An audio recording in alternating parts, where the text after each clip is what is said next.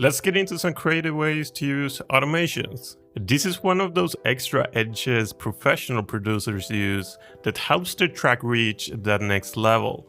If you're unfamiliar with automations in music production, it just means having your DAW automatically do tasks over time.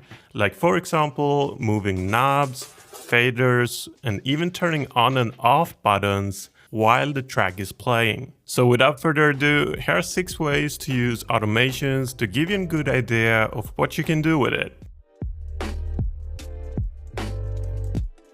This is one of the most common ways to use automations by, for example, adding a filter on a lead that opens up in a build-up like this.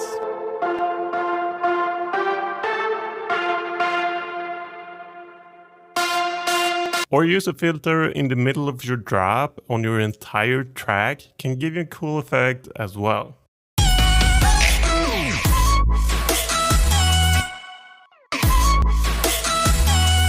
You can also automate frequencies with an EQ instead. This gives you a lot of more freedom since you can manipulate the frequencies however you like instead of just doing the classic filter cutoff automation.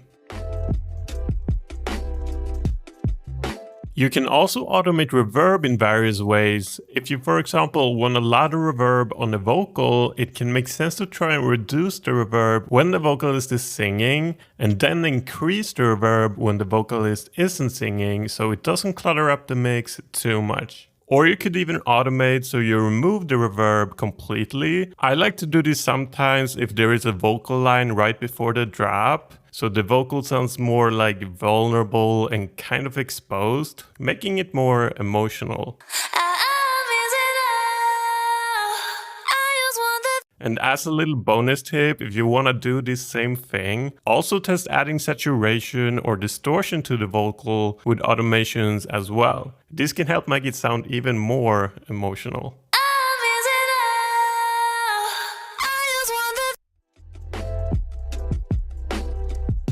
I also use tape stop automation a lot in my tracks. You can do this with the free Blue tape stop plugin, which creates this interesting effect.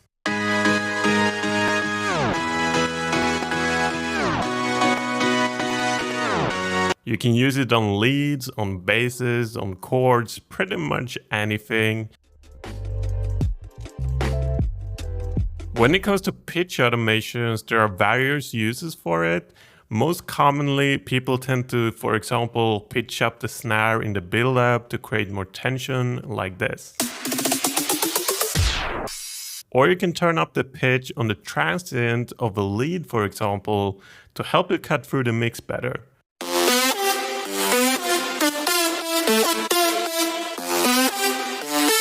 Or you can automate cool pitch slides with it. Pitch automations are amazing for so many things, don't sleep on it. Automating panning or the stereo field is also a great way to make your track sound more interesting. This can be used in scenarios where, for example, you're making the track more mono in the build-up, and when the drop hits, you make the track wide again, making the drop sound a lot bigger. Or if you make a cool drum fill, you can automate the panning on certain elements in the fill.